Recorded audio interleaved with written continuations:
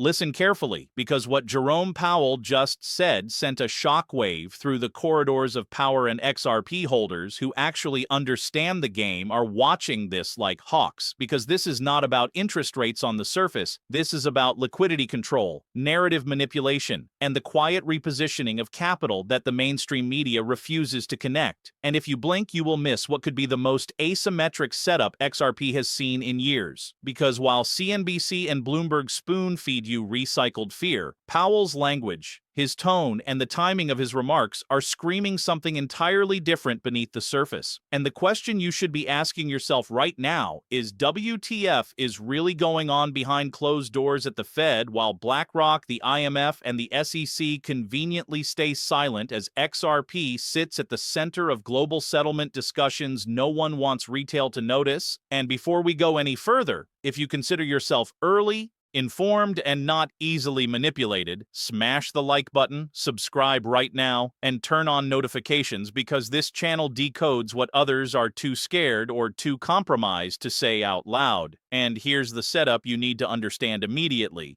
Powell didn't just talk about inflation and policy. He talked about conditions, stability, and control in a way that seasoned macro players instantly recognize as a signal, not a statement. Because when the Fed chair chooses his words this carefully at this exact moment, while Ripple is fighting regulatory chess with the SEC and institutions quietly test blockchain rails for settlement, it's not random, it's coordinated. And XRP holders are watching, because historically, these moments precede massive narrative shifts where assets tied to speed, liquidity, and cross-border efficiency suddenly matter a lot more than speculative noise. And you have to ask yourself why Powell would emphasize flexibility and responsiveness now. Why the Fed would subtly acknowledge stress points in the system while banks whisper about liquidity bottlenecks, and why XRP keeps getting mentioned in the same rooms as central bank digital infrastructure even as prices kept suppressed.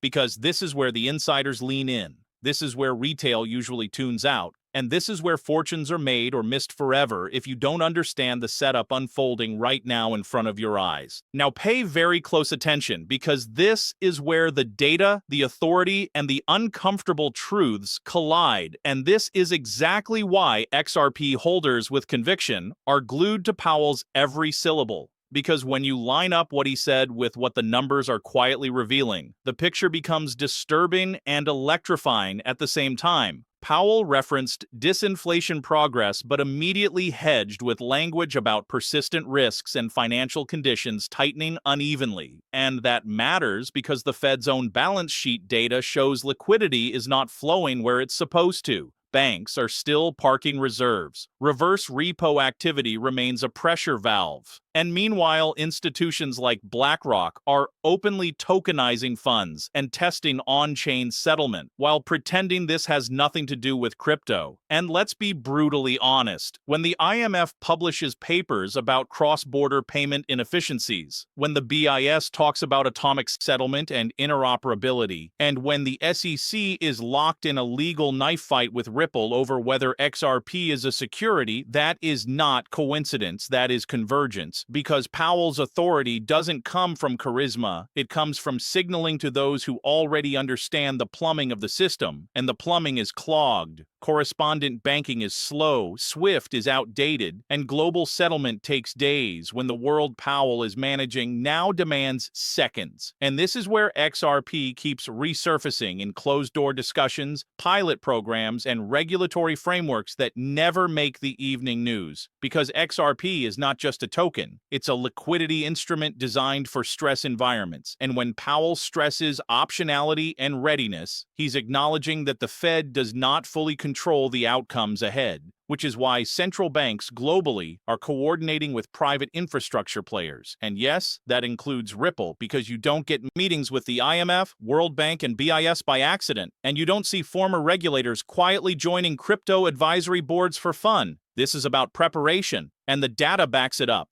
On-chain metrics show XRP network resilience, institutional custody solutions are expanding, and regulatory clarity outside the US is accelerating, all while price action remains boring enough to shake out weak hands. And that is exactly how these setups always look before the narrative flips, and everyone pretends it was obvious all along. Now this is where things get uncomfortable for the skeptics and downright explosive for anyone still paying attention, because the catalyst is not a single headline, it's a sequence, and Powell's remarks are just one domino in a chain the public is not supposed to see forming. Because while critics scream recession or rate cuts as if that's the whole story, the real catalyst is systemic stress meeting technological necessity, and that's exactly the environment XRP was built for. And let's address the FUD head on, because you've heard it all before. XRP is dead, Ripple is losing, institutions don't care, and every single one of those narratives collapses the moment you look at who keeps showing up behind the scenes. Because if XRP were irrelevant, the SEC would not be burning political capital fighting it. Former SEC officials would not be quietly changing their tone, and global regulators would not be drafting frameworks that just happen to fit Ripple's model like a glove. And here's the catalyst everyone is missing: liquidity fragmentation. Powell's acknowledgement that conditions are uneven is an admission that the old tools are blunt. Rate hikes don't fix settlement delays, QT doesn't solve cross-border friction, and emergency facilities can't modernize infrastructure. So what happens when stress spikes and speed suddenly matters? When banks need instant settlement? When capital can't afford to sit idle for days?